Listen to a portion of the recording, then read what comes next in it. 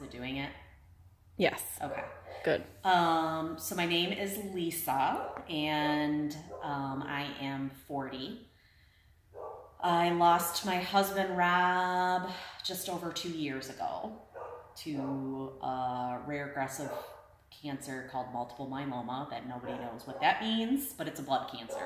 Think leukemia, except worse. Now? Yeah. Okay. In one word or as few words as possible, tell me what being a widow means to you. I would say probably a strong badass. That's what I would describe it as. Okay. What is one of the biggest challenges you faced after your spouse died?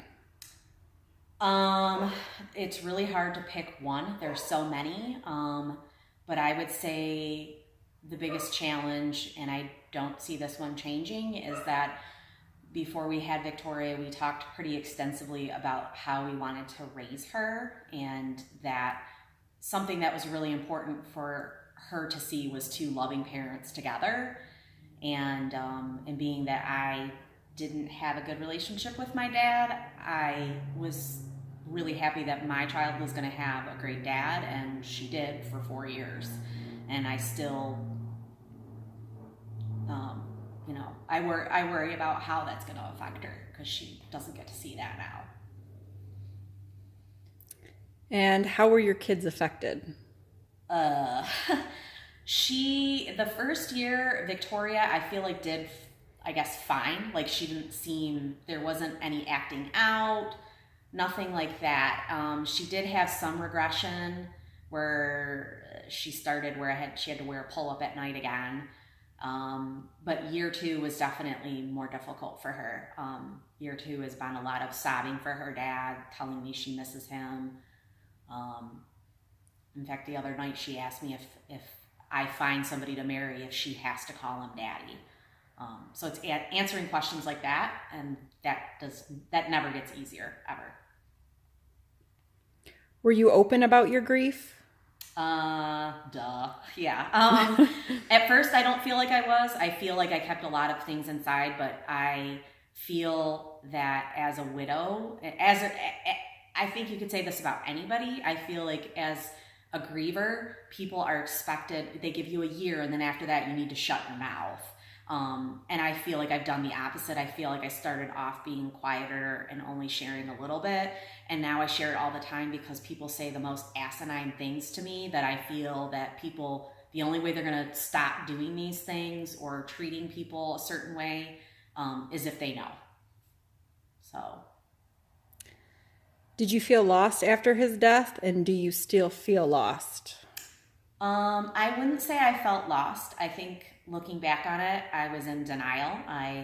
People would see me and they're like, you look great, you look like you're handling it well. And that's the thing, is I put on a really good show that I was doing really well, but I wasn't.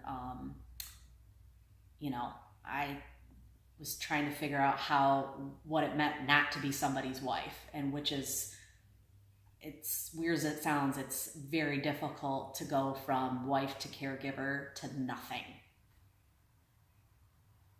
Do you feel lost still? No, I don't feel lost. I feel lonely a lot. What are you most proud of since the passing of your spouse? I think that I'm most proud of the fact that I think I'm a good mom. I don't think I was a good mom at first, but I've had to cut myself some slack. But I think I'm a good mom now. I'm a different mom. I have to be. And I'm really, really proud of the fact that I'm outspoken about it, about grief. I feel that it needs to be talked about. So I'm very proud that I'm not afraid to speak up about it. Any dark humor moments? I've cursed him out many of times. Many of times. Like when, and his best friend and I, Dan, had a good laugh when we were cleaning out his tool shed, because the man has like 5 or 6 saws. Like why he needed that many is beyond me. But yeah, I've cursed him out a few times, you know, especially when I have to sell the boats. That's probably been the most stressful thing. Tell us something ridiculous someone said after he passed. I feel like I could write an entire book on the dumb shit people say. Um, I had somebody ask me how I could date and still love my husband. But I would say probably the number one thing, and this was actually when he was terminal, so he wasn't deceased yet, is when somebody said to me, "You're young and attractive, you won't have any problem finding someone." That is probably the most ridiculous and just stupid statements anybody said to me. What's the craziest thing you've done since he's passed? Well, I've thought about this one, and there's the one I really want to say I'm not going to say on camera. Shot a gun. I never thought I would ever shoot a gun. What does resilience mean to you? I think putting one foot in front of the other, because the one thing that probably many widows or people grieving somebody significantly close to them that they don't want to talk about is that committing suicide goes through your mind. And if it wasn't for my daughter, I don't know what would have happened, but it goes through your mind.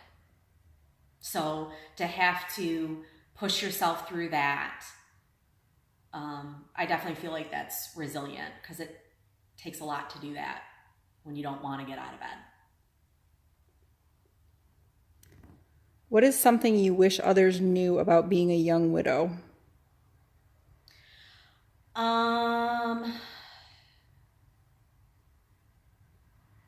That you know, you're not looking for a replacement.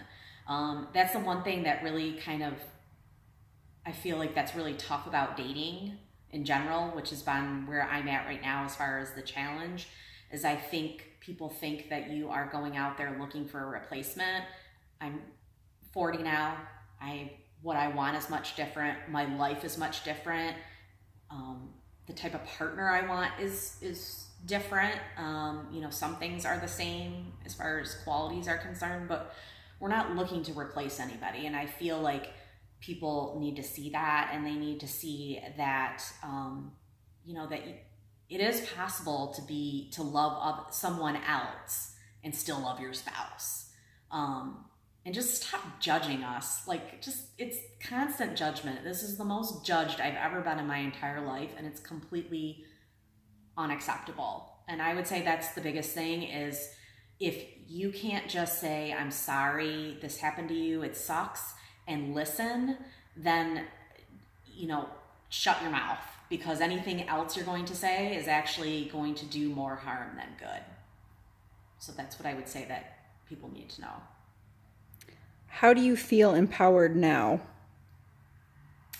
Well, I certainly don't need anybody. You know, when I